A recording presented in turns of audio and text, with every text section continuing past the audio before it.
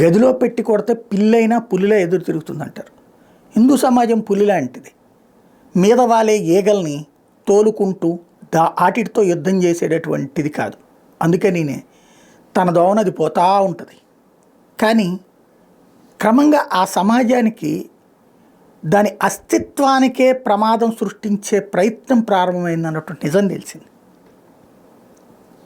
మన ఏరియాలో మన కళ్ళు ఎదురుగుండానే మన ఇంటికి వచ్చి చెప్పేటటువంటి పని చేసేటటువంటి మనిషి అక్కడ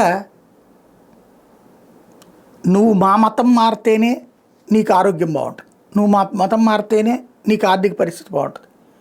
ఇది చాలా క్యాజువల్గా చెప్పేస్తున్నారు.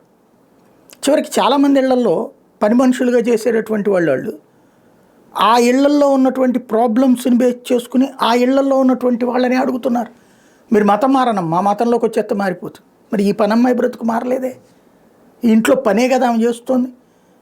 కానీ అక్కడ అదే ఉంటే ఆ ప్రభువు మీ దగ్గర ఇప్పించాడు పని అని చెప్తున్నారు. ఇది రెగ్యులర్గా ఫేస్ చేస్తుంది హిందూ సమాజం.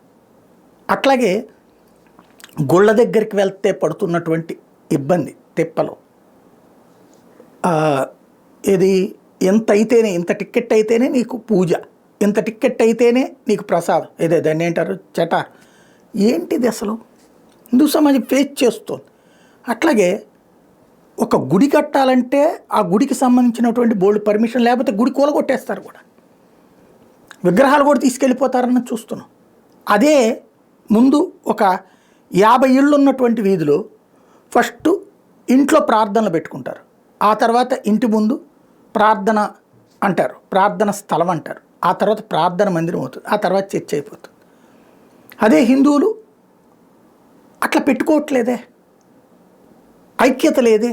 అదే సందులో మిగతా అంటే 50 ఇళ్లలో 40 మంది హిందువులే, కానీ వీళ్ళకి సంబంధించి మైకు పెట్టుకుంటే ఎవడో వచ్చి ఏందా బా సౌండు అని గొడవ పెడతాడు.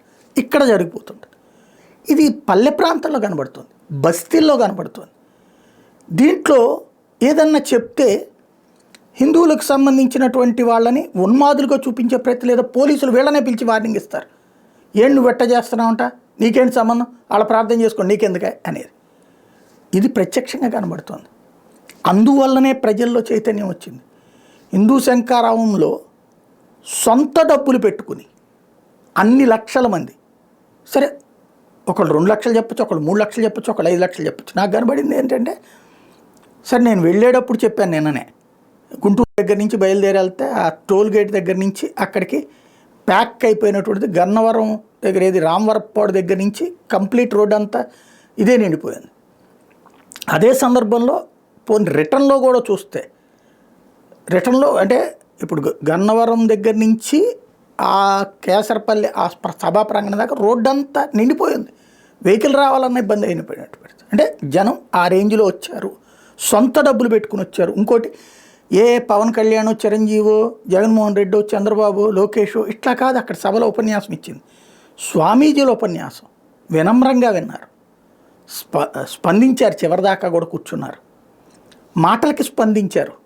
జై శ్రీరామ్ అన్నప్పుడల్లా 2 చేతులు ఎత్తి జై శ్రీరామ్ నిందించారు. ఇది ఆ సమాజంలో వచ్చినటువంటి మార్పు, అతిపెద్దదైనటువంటి విజయానికి వెనకాల జరుగుతున్న అంతర్గత పరిణామం.